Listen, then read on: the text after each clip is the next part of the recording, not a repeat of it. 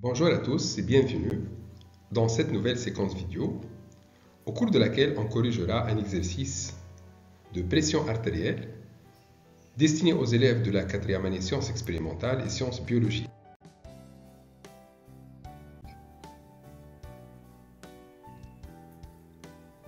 Dans le but de comprendre certains aspects de la régulation de la pression artérielle, des expériences de stimulation et de section de nerfs cardiaques réalisées chez un chien ont donné des résultats représentés sur le document 1 suivant.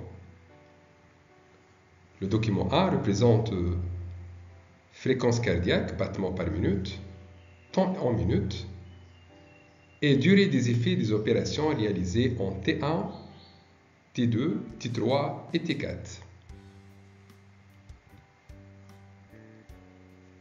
Le nerf A, document 2, fait l'objet des expériences au temps T1 et T4.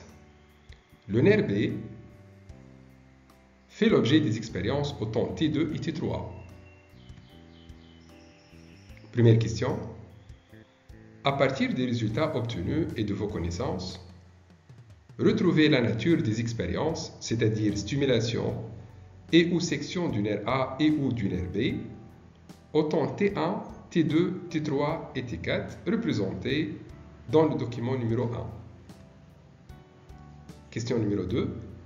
Complétez la légende de document 2 en reportant les numéros et les lettres sur votre copie.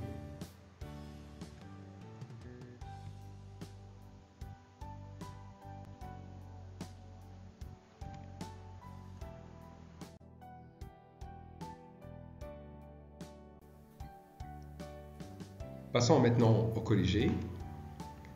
Avant toute intervention, la fréquence cardiaque est de 75 battements par minute.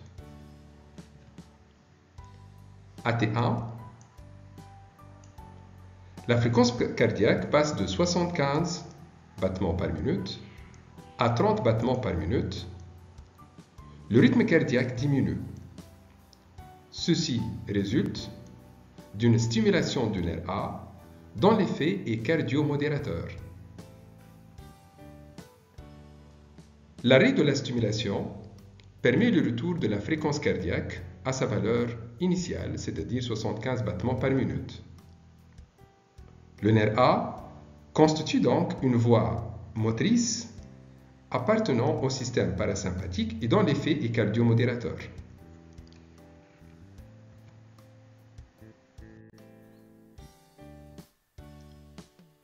À T2 maintenant,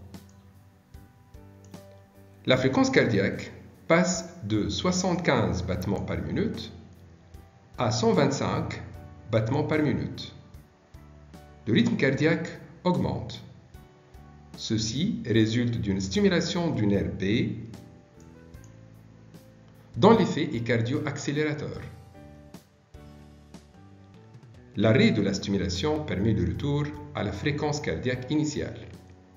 Le nerf B constitue une voie motrice appartenant au système orthosympathique et dont l'effet est cardio-accélérateur. Conclusion, les nerfs A, parasympathique, et B, système orthosympathique, exercent une action permanente sur le cœur. Leurs effets sont antagonistes.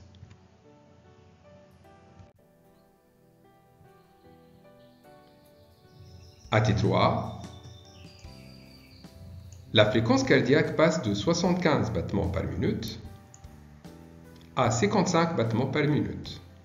Cette baisse du rythme cardiaque ne peut s'expliquer que par l'absence de l'action cardio-accélératrice permanente exercée dans les conditions normales, ce qui résulte de la section des nerfs B orthosympathiques à effet accélérateur.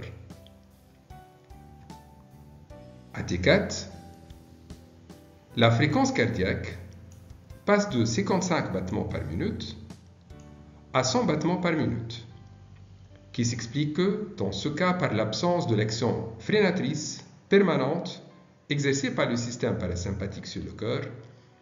Ceci résulte, dans ce cas, de la section des nerfs A parasympathiques à effet cardio-modérateur. Le système parasympathique prédomine au repos sur le système orthosympathique qui emprunte la voie du nerf B. Remarque, le cœur privé de toute innervation para- et orthosympathique bat à un rythme propre de 100 battements par minute. Ce rythme est plus élevé que sous l'action de deux systèmes dont les effets sont antagonistes, 75 battements par minute. Passons à la question 2. Complétez la légende du document 2 en reportant les numéros et les lettres sur votre copie. Le nerf A, nerf vague pneumogastrique. Le nerf B, nerf sympathique. A, centre sensitif de relais. 2, centre vasomoteur. 3, moelle épinière. Et 4, le cœur.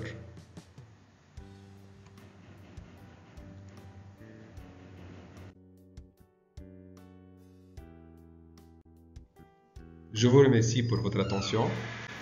N'oubliez pas de s'abonner à notre chaîne YouTube SVT Mohsen Masoudi et à bientôt pour une nouvelle séquence vidéo.